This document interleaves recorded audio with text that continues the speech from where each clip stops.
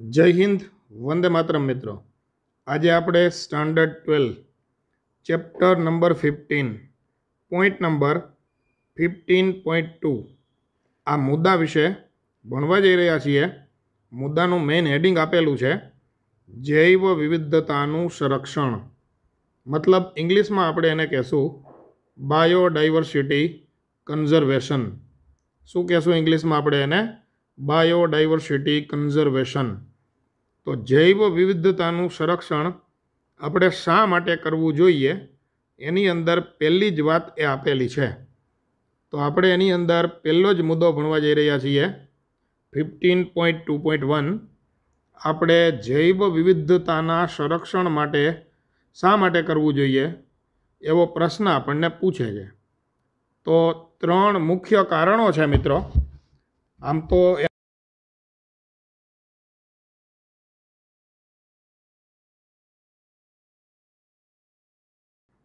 કે એ ત્રણ કારણો એવા છે જેને લીધે આપણે જૈવ વિવિધતાનું સંરક્ષણ કરવું જરૂરી છે। તો એ ત્રણેય કારણો એની આપણે ચર્ચા કરશું। પહેલી વાત આપેલી છે સંક્ષિપ્ત રીતે ઉપયોગિતાવાદી, પછી બીજી વાત આપેલી છે વ્યાપક રીતે ઉપયોગિતાવાદી, અને ત્રીજી વાત આપેલી છે નૈતિકતાની દ્રષ્ટિએ પણ આપણે જૈવ વિવિધતાનું સંરક્ષણ કરવું જોઈએ। તો ટેક્સ્ટબુકની અંદર આ વસ્તુ હવે ખૂબ સરસ રીતે આપેલી છે। તમે ટેક્સ્ટબુકની અંદર આખો મુદ્દો તમે જોશો એટલે એની અંદર 3 પેરેગ્રાફ છે અને દરેક પેરેગ્રાફની અંદર એક એક મુદ્દાનું વર્ણન છે। ચાલો અહીંથી આ પહેલો પેરેગ્રાફ જે શરૂ થાય છે તેની અંદર સંક્ષિપ્ત રીતે ઉપયોગિતાવાદી દલીલો આપેલી છે। એના પછીના પેજ પર જે બીજો મુદ્દો શરૂ થાય, બીજો પેરેગ્રાફ જે છે એમાં વ્યાપક રીતે ઉપયોગિતાવાદી આના વિશેની ચર્ચા કરેલી છે, અને ત્રીજો નાનકડો જે પેરેગ્રાફ આપેલો છે એ નૈતિક દલીલો આપેલી છે। એવી નૈતિક દલીલો કરવામાં આવે છે કે જેને લીધે આપણે એવું સમજી શકીએ કે જૈવ વિવિધતાનું સંરક્ષણ એ માટે આપણે કરવું જોઈએ। તો પહેલાં આપણે ભણી રહ્યા છીએ કે જૈવ વિવિધતાના સંરક્ષણ માટે સંક્ષિપ્ત રીતે ઉપયોગિતાવાદી દલીલો એ શું કહેવા માગે છે। તો સીધી વાત એ છે કે જૈવ વિવિધતા છે એની અંદર અલગ અલગ સજીવ અને અલગ અલગ વનસ્પતિઓ, પ્રાણીઓ આવી જાય તો એમાંથી આપણે ઘણા બધા આર્થિક લાભ મેળવીએ છીએ। હવે આપણે એવું વિચારી લઈએ કે જૈવ વિવિધતા છે જ નહીં,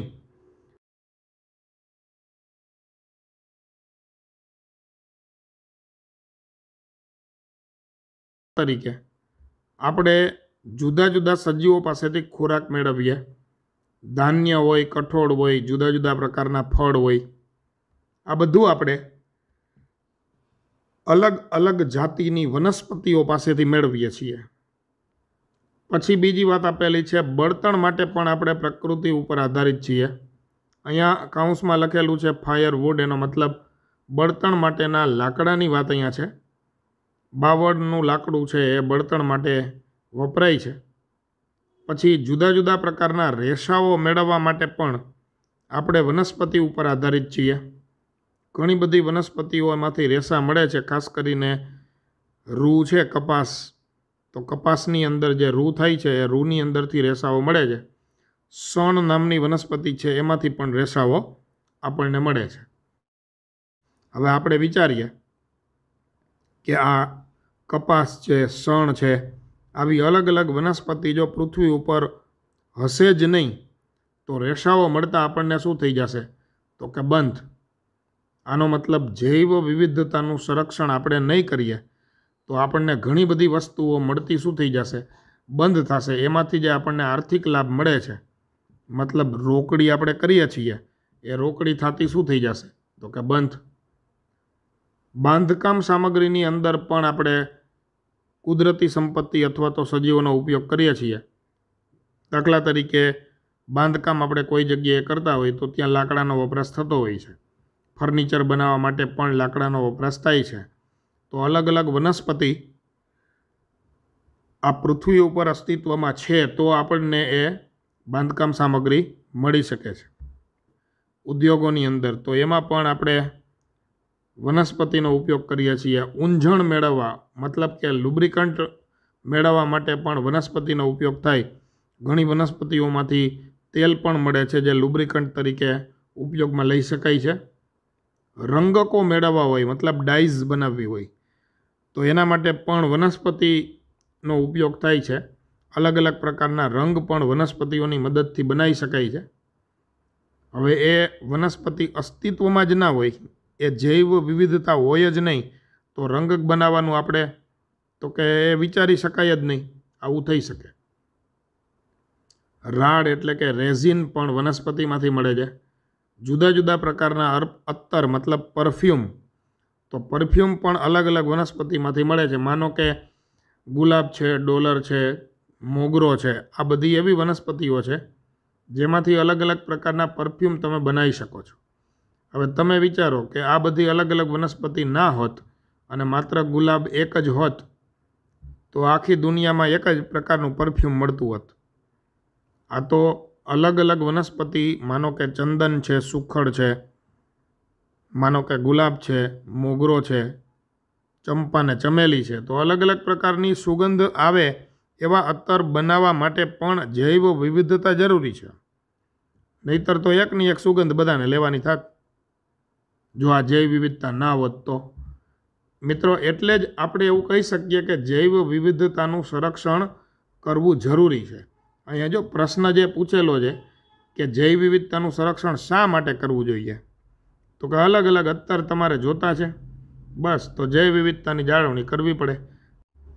હજી આગળ આપેલું છે કે વર્તમાન વૈશ્વિક બજારમાં વેચાતી જે 25%થી વધારે દવાઓ છે એ વનસ્પતિમાંથી મેળવવામાં આવે છે. મતલબ ઔષધ મેળવવા હોય તો પણ વનસ્પતિ ઉપયોગી છે અને એ પણ જાત જાતની અને ભાત ભાતની. મતલબ જૈવ વિવિધતા તો જરૂરી જ છે. હવે દાખલા તરીકે નીલગિરી છે તો નીલગિરીની મદદથી બામ બને છે. બામ આવે ને ઓલી શરદી થઈ હોય ને આપણે માથા ઉપર ને ગળામાં છાતીમાં લગાવીએ, અથવા તો પાણીમાં બામ નાખીને એની નાશ લઈએ, તો એ ક્યારે શક્ય બનશે? તો કે નીલગિરી જેવી વનસ્પતિઓ આ પૃથ્વી ઉપર અસ્તિત્વમાં છે ત્યારે એ શક્ય બને છે. હવે એ વનસ્પતિ હોય જ નહીં આ પૃથ્વી ઉપર તો શું થવાનું? તો બામ બનતી બંધ થઈ જશે. સમજાય મારી વાત કે નહીં? તો આવી જે દવાઓ અત્યારે અસ્તિત્વમાં છે ને, આપણી પાસે ટોટલ જે દવાઓ છે એમાંથી 25% દવા તો એવી છે જે જુદી જુદી વનસ્પતિમાંથી મેળવવામાં આવે છે. સમજાય વાત બધાને કે નહીં? તો કહેવાનો મતલબ એમ છે કે જૈવ વિવિધતા છે તો આ બધી દવાઓ મળે છે, ઔષધો મળે છે. હજી આગળ આપેલું છે કે સમગ્ર વિશ્વના મૂળ સ્થાનિક લોકો દ્વારા ઉપયોગમાં લેવામાં આવતી 25,000 લગભગ 25,000 જેટલી વનસ્પતિની જાતિઓ એ પરંપરાગત દવામાં અથવા તો ઔષધમાં ફાળો આપે છે. મતલબ 25,000 વનસ્પતિઓ તો એવી છે કે જેમાંથી જુદા જુદા પ્રકારની શું મળે છે? તો કે દવાઓ મળે છે. દાખલા તરીકે તુલસી હોય તો તુલસીમાંથી કફ સિરપ બનાવી શકાય છે. તો આવી ઘણી બધી દવાઓ બનાવવા માટે, ઔષધ બનાવવા માટે કોનો ઉપયોગ થાય છે? તો કે વનસ્પતિનો. આ 25,000 વનસ્પતિઓ ધ્યાનમાં રાખશું આપણે. એ કોઈ જાણતું નથી કે ઘણી બધી ઔષધીય રીતે ઉપયોગી વનસ્પતિ એની ઉષ્ણકટિબંધીય વર્ષાવનોમાં શોધ હજી બાકી છે.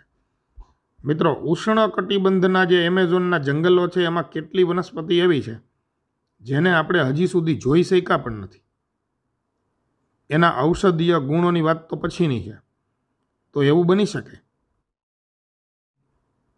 કે એમેઝોનના જે જંગલો છે એમાં કેટલી વનસ્પતિઓ એવી હોઈ શકે કે જેનું સંશોધન જ હજી કરવાનું બાકી છે. એના ઔષધીય ગુણોની ચર્ચા કરવાની, એનું શોધ કરવાની જ હજી બાકી છે. થોડી વાત આગળ આપેલી છે કે જો સ્ત્રોત અથવા તો સંસાધનો મતલબ રિસોર્સિસ એના વધારા સાથે જૈવ શોધખોળ કરવામાં આવે, મતલબ એમેઝોન જેવા જંગલોની અંદર કે જ્યાં પુષ્કળ પ્રમાણમાં જૈવ વિવિધતા છે ત્યાં અંદર જઈ અને સંશોધનો કરવામાં આવે, એને કહેવાય જૈવ શોધખોળ. મતલબ જુદા જુદા સજીવો એની શોધખોળ કરવામાં આવે. ઇંગ્લિશ નામ આપેલું છે બાયો પ્રોસ્પેક્ટિંગ, આ નામ ધ્યાનમાં રાખશું આપણે, બાયો પ્રોસ્પેક્ટિંગ. ચાલો રેડી. તો જૈવ શોધખોળ એને ઇંગ્લિશમાં કહેવાય કે મોટા અને ગાઢ જંગલોની મુલાકાત લઈ જે વનસ્પતિ જે પ્રાણીઓને કોઈએ જોઈ જ નથી એવા પ્રાણી એવી વનસ્પતિઓ વિશે સમજવું, શીખવું, જાણવું, એને કહેવાય જૈવ શોધખોળ. બરાબર છે. તો જૈવ શોધખોળ આપણે કરીએ ને તો એ આર્થિક રીતે પણ મહત્વનું છે.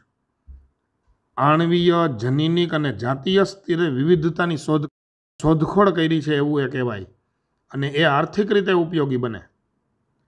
જો આવું કરવામાં આવે ને તો સમૃદ્ધ જૈવ વિવિધતા ધરાવતા જે રાષ્ટ્રો છે એ તેના વધુ લાભ લેવાની અપેક્ષા રાખી શકે. મતલબ જે ઉષ્ણકટિબંધની અંદર આવેલા દેશ છે એની અંદર જૈવ વિવિધતા સમૃદ્ધ છે, મતલબ ખૂબ જાજી જૈવ વિવિધતા છે, અને એ લોકો જો આવા સંશોધનો કરે તો એવું બની શકે કે જુદા જુદા વનસ્પતિ અને પ્રાણીઓ એ ખૂબ આર્થિક રીતે ઉપયોગી બની શકે, અને એ જે દેશ છે એ પણ સમૃદ્ધ બની શકે. તો મિત્રો, સરસ મજાની આપણે પહેલી વાત અહીંયા પૂરી કરીએ છીએ. હવે બીજી વાત આપેલી છે વ્યાપક ઉપયોગિતાવાદી દલીલ, કે જૈવ વિવિધતાની જાળવણી કરવી જરૂરી છે એના માટેની દલીલ નંબર 2. મતલબ આ 2 નંબરી દલીલ છે, વ્યાપક ઉપયોગિતાવાદી. જો પહેલી દલીલ એવી હતી કે જે લિમિટેડ વસ્તુની અંદર આપણને જૈવ વિવિધતા ઉપયોગી છે એની ચર્ચા હતી. હવે આ થોડી વ્યાપક ચર્ચા છે કે વ્યાપક રીતે દુનિયાના તમામ સજીવને, જો પહેલી ચર્ચામાં માત્ર મનુષ્યને ઉપયોગી વાત આવતી હતી, હવે આની અંદર દુનિયાના તમામ સજીવોને જૈવ વિવિધતા ઉપયોગી છે એની પણ ચર્ચા આવે છે. તો આપેલું છે વ્યાપક ઉપયોગિતાવાદી દલીલ. હવે આ દલીલ એવું સમજાવે છે કે પ્રકૃતિ દ્વારા પ્રદાન કરવામાં આવતી ઘણી નિવસન તંત્રકીય સેવાઓ, જૈવ વિવિધતા એમાં મહત્વનો ભાગ ભજવે છે. હવે જૈવ વિવિધતા છે એ પ્રકૃતિ દ્વારા પ્રદાન કરવામાં આવતી એક નિવસન તંત્રની સેવા છે. વાતાવરણની અંદર જે કુલ ઓક્સિજન છે ને, કુલ ઓક્સિજન એમાંથી 20% જેટલો ઓક્સિજન છે ને એ માત્ર એમેઝોનના જંગલ ઉત્પન્ન કરે છે. તમે વિચાર કરો, એમેઝોનના જંગલને કાપી નાખવામાં આવે ને તો વાતાવરણમાં જે ઓક્સિજન છે ને એમાંથી 20% ઓક્સિજન ઘટી જાય. આનો તો સીધો મતલબ એવો થાય કે એમેઝોનના જંગલો એને લીધે વાતાવરણમાં ઓક્સિજનનું પ્રમાણ જળવાઈ રહેલું છે. જો એ જંગલોને કાપી નાખવામાં આવે તો 20% ઓક્સિજનનું પ્રમાણ વાતાવરણમાં શું થઈ જશે? તો કે ઘટી જશે. તો એમેઝોનના જે જંગલો છે એમાં રહેલી વનસ્પતિઓ, જે જાત જાતની ને ભાત ભાતની વનસ્પતિઓ છે, એ પ્રકાશ સંશ્લેષણ કરી અને વાતાવરણના કુલ ઓક્સિજનના 20% ઓક્સિજન એ પૂરો પાડે છે. શું આપણે પ્રકૃતિ દ્વારા પ્રદાન કરવામાં આવતી આ સેવાનું આર્થિક મૂલ્ય આંકી શકીએ? ભાઈ, એમેઝોનના જંગલો છે એ પર્યાવરણમાં 20% ઓક્સિજન મુક્ત કરે છે, તો આપણે એ એમેઝોનના જંગલોની કિંમત આંકી શકીએ કે આ 20% ઓક્સિજન એટલે આટલા રૂપિયા થયા કે આટલા ડોલર થાય? તો બિલકુલ નહીં ભાઈ. એવો અંદાજ લગાવવો પણ અઘરો છે.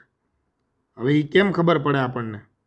તો કે તમારી નજીકમાં કોઈ પણ હોસ્પિટલ હોય ને, કોઈ મોટી હોસ્પિટલ નજીકમાં હોય, ત્યાં જઈને ખાલી એટલું પૂછવાનું કે ત્યાં વપરાતા જે ઓક્સિજનના સિલિન્ડર છે ને એનો ખર્ચ કેટલો હોય છે. હવે તમે જ વિચારો મિત્રો કે જો ખાલી એક ઓક્સિજન સિલિન્ડરની કિંમત 5-7 હજાર કે 10,000 હોય તો આ તો બહુ મોટા જથ્થામાં ઓક્સિજન છે. આખી પૃથ્વી ઉપર કુલ જે ઓક્સિજન છે એના 20% ઓક્સિજન એકલું આ જંગલ આપે છે. કયું? એમેઝોન જંગલ. તો એને પૈસાની અંદર આર્થિક એનું મૂલ્ય આંકવું એ તો ખરેખર એનું અનુમાન પણ લગાવી ન શકાય એટલું અઘરું છે. બરાબર? ચાલો, એક વાત અહીંયા પૂરી થાય છે એમેઝોનના જંગલની, કે એમેઝોનના જંગલો એ વ્યાપક રીતે ઉપયોગી છે. મતલબ એમેઝોનના જંગલો જે હવામાં ઓક્સિજન 20% ઠલવે છે એ માત્ર કાંઈ એમેઝોનને જ કામ આવે અથવા એમેઝોનમાં વસતા સજીવોને જ કામ આવે એવું નથી. આખી પૃથ્વીના સજીવોને કામ આવે છે. મતલબ એ વ્યાપક ઉપયોગી છે. આ જૈવ વિવિધતા છે તો ઓક્સિજન હવામાં મુક્ત થાય છે અને તો બધાને ઉપયોગી બને છે. હવે અહીંથી બીજું વર્ણન શરૂ થાય છે. વ્યાપક ઉપયોગિતાવાદી દલીલ એની આ બીજી વાત આપેલી છે. બીજું ઉદાહરણ અહીંથી શરૂ થાય છે કે પરાગનયન નિવસન તંત્રની બીજી સેવા છે જે જુદા જુદા પરાગવાહકો દ્વારા થાય છે. પરાગનયન થાય ને તો જ આપણને ફળ મળી શકે અને બીજ મળી શકે. પરાગનયન ન થાય તો ફળ ને બીજ ન મળે. સમજાય મારી વાત બધાને કે નહીં? કારણ કે ફળ અને બીજ બનવા માટે પહેલી જરૂરિયાત શું છે? તો કે પરાગનયન. તો પરાગનયન છે ને એ નિવસન તંત્રની બીજી સેવા છે અને એ સેવા કરે છે કોણ? તો કે જુદા જુદા પરાગવાહકો. આ ઝાઝા બધા ઉદાહરણો આપેલા છે. હવે તમે વિચારો ખાલી કે આ પૃથ્વી ઉપર જૈવ વિવિધતા ન હોત, મધમાખી, ભમરા, પક્ષીઓ અને ચામાચીડિયા અલગ અલગ સજીવ ના હોત, એની બદલે આપણે એવું વિચારી લઈએ કે પક્ષીઓ એક જ હોત, ભમરાય નથી ને ચામાચીડિયાય નથી ને મધમાખી નથી, જૈવ વિવિધતા છે જ નહીં, તો એકલા પક્ષીઓ બિચારા કેટલું પરાગનયન કરત? તો આનો મતલબ એવો થાય કે જુદા જુદા પરાગવાહકો અસ્તિત્વમાં છે, એને લીધે પરાગનયન થઈ શકે છે, એને લીધે આપણને ફળ મળી શકે. ફળ મતલબ જામફળ, સીતાફળ, શ્રીફળ, જાયફળ, ઘનફળ, ક્ષેત્રફળ, આ બધા ફળ છે. આ ફળ મેળવવા હોય ને ભાઈ તો પરાગનયન કરવું પડે. ભાઈ એમાં ઘનફળ, ક્ષેત્રફળ કાઢી નાખજો, એ ગણિતમાં આવે. આપણે ખાલી ઓરિજિનલ ફળ જે છે એ જ ધ્યાનમાં રાખશું.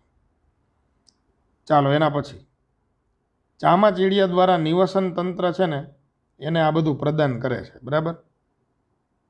તમે એક વસ્તુ વિચારો કે પ્રાકૃતિક પરાગવાહકોની મદદ વગર પરાગનયન પૂર્ણ કરવાનો ખર્ચ શું હશે? હવે આ તો બધા હિસાબી લોકો છે, વારંવાર ખર્ચનો જ હિસાબ કરે છે. અહીંયા પણ આગળ મૂલ્ય જ આંક્યું હતું. હવે અહીંયા કે ખર્ચ શું થશે?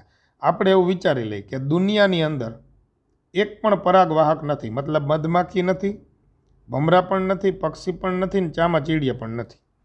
અને એ પરાગનયન આપણે આપણી જાતે કરવાનું થાય છે. મતલબ એક વનસ્પતિમાંથી આપણે પરાગરજ લઈએ અને બીજી વનસ્પતિ ઉપર એ પરાગરજને બીજા પુષ્પ ઉપર આપણે મૂકી દઈએ. હવે આપણે આવી રીતે પરાગનયન કરવાનું થતું હોય તો એમાં તો કેટલા બધા મજૂરની જરૂર પડે. હાલ ભાઈ તું અહીંથી પરાગરજ ઉપાડ,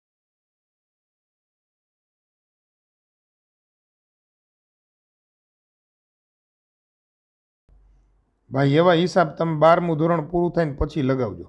અત્યારે આપણે એ લગાવવાનું થતું પણ નથી. બરાબર? અત્યારે તો આપણે ખાલી આ ઉદાહરણ ધ્યાનમાં રાખવાનું છે, મધમાખીવાળું, ભમરા, પક્ષીઓ અને ચામાચીડિયાવાળું, કે આવા પરાગવાહકો જુદા જુદા અસ્તિત્વમાં છે, એને લીધે શું થઈ શકે છે? તો કે પરાગનયન થઈ શકે છે, નહીતર પરાગનયન થાય નહીં. તો આ પણ વ્યાપક ઉપયોગિતાવાદી દલીલ, કારણ કે પરાગનયન તો આખી દુનિયામાં થાય છે, તો એ વ્યાપક શબ્દ લાગુ પડે છે એમાં. બરાબર? બીજા પણ કેટલાક અપ્રત્યક્ષ લાભ પણ મળે છે આપણને પ્રકૃતિની અંદરથી.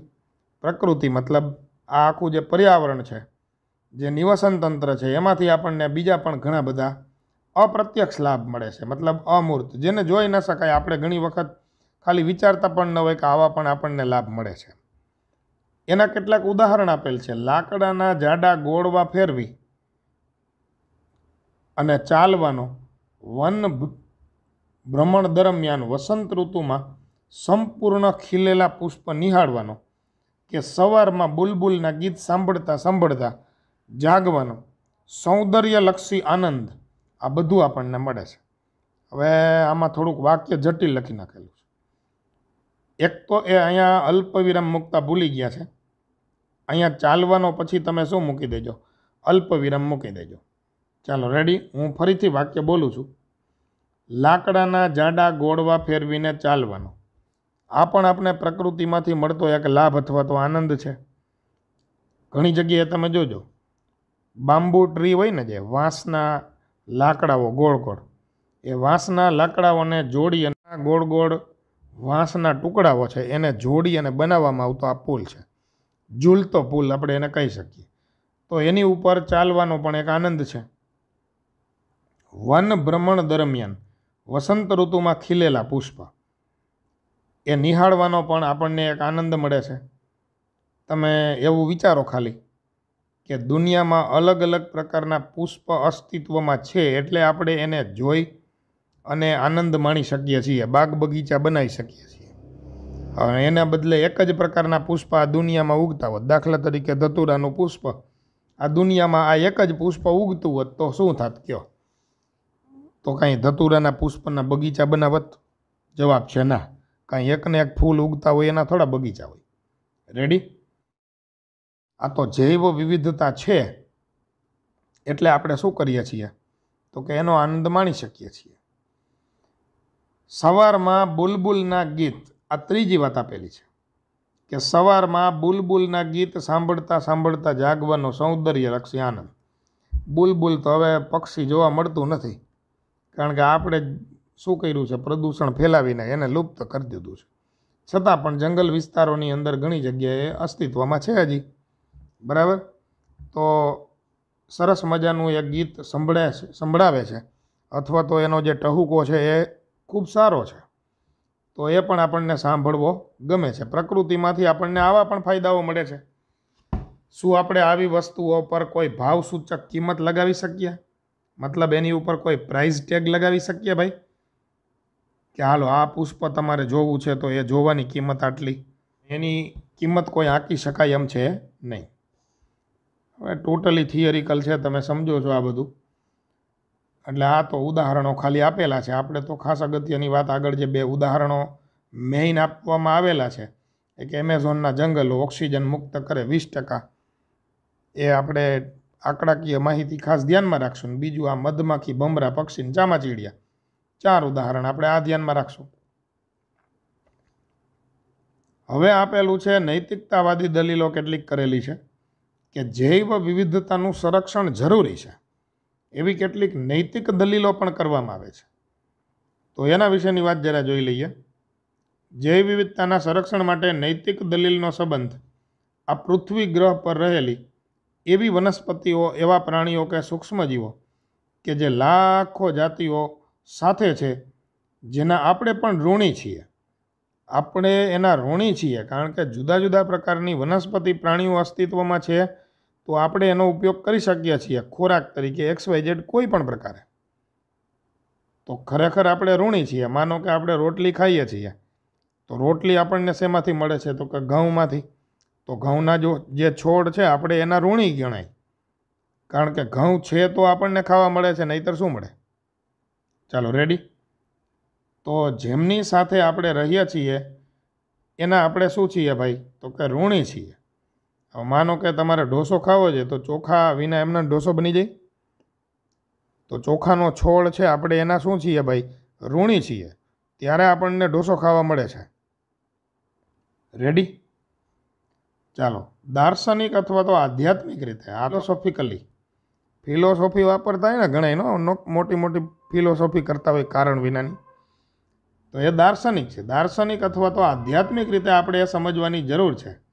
હવે આપણને આ ફિલોસોફીની વાતો કરે છે, બરાબર કે નહીં? તો એમ કે દાર્શનિક અથવા તો આધ્યાત્મિક રીતે આપણે એ સમજવાની જરૂર છે કે દરેક જાતિનું આંતરિક મૂલ્ય તો છે જ, મતલબ દુનિયામાં કોઈ પણ સજીવ હોય એનું મહત્ત્વ તો છે જ, ભલે પછી આપણા માટે તેનું વર્તમાનમાં કોઈ આર્થિક મૂલ્ય નથી। હવે આપણને એમ હોય કે પોલિયો વાયરસ હોય તો પોલિયોનો વાયરસ છે એ તો આપણને રોગ જ ફેલાવે છે, પણ એ જ પોલિયો વાયરસનો ઉપયોગ કરી અને આપણે રસીઓ બનાવેલી છે। પેનિસિલિયમ નામની ફૂગ હોય તો આપણને એમ થાય કે હવે આ ફૂગ આપણને શું કામ આવવાની છે, પણ પેનિસિલિયમ નામની એ જ ફૂગની મદદથી આપણે પેનિસિલિન નામનું એન્ટીબાયોટિક બનાવેલું છે। તો કહેવાનો મતલબ એમ છે કે આપણને એવું લાગતું હોય કે કોઈ સજીવ આપણને ઉપયોગી નથી, તો અત્યારે ભલે ઉપયોગી ના હોય, મતલબ વર્તમાનમાં આપણને એક ભલે આર્થિક રીતે ઉપયોગી નથી, પણ ભવિષ્યની અંદર આવનારી જે પેઢીઓ છે એને સારી રીતે સુનિશ્ચિત કરવા તેમજ તેની સુખાકારી માટે આપણા આ જે જૈવિક વારસો અથવા તો આપણો જે જૈવિક ધરોહર છે એનું જતન કરવું એ આપણી નૈતિક ફરજ છે। અત્યારે આપણે જુદી જુદી વનસ્પતિ, જુદી જુદી પ્રાણીઓની જાતિઓ એને આપણે સાચવી રાખશું તો ભવિષ્યમાં આપણા પછીની જે પેઢીઓ છે એ જાતિઓ એને ઉપયોગી બની પણ શકે, આવું થઈ શકે। તો એ આપણી નૈતિક ફરજ છે કે આપણા પછીની પેઢીને આપણે જૈવ વિવિધતા વારસામાં આપીએ. મન ફાવે એમ જૈવ વિવિધતાનો આપણે નાશ કરવાનો થતો નથી. જૈવ વિવિધતાના સંરક્ષણ માટેના કેટલા મુદ્દા આપણે ભણ્યા છીએ? તો કે 3 મુદ્દા. એ ત્રણેય પેરેગ્રાફની અંદર અહીંયા વાત આ પૂરી થાય છે. આના પછીના મુદ્દાની અંદર આપણે જૈવ વિવિધતાનું સંરક્ષણ કરવા માટેની જે પદ્ધતિઓ છે એના વિશેની ચર્ચા કરીશું. તો આજનું લેક્ચર આપણે અહીંયા સુધી રાખીએ. તમે ચેનલને સબસ્ક્રાઈબ કરેલી ન હોય તો સબસ્ક્રાઈબ કરી લેજો. વિડીયોને લાઈક અને શેર કરી દેજો. આવજો મિત્રો, ફરી મળીશું. સાથે મળી જીવ વિજ્ઞાન ભણીશું. સુતરિયા સરના. જય હિન્દ, વંદે માતરમ.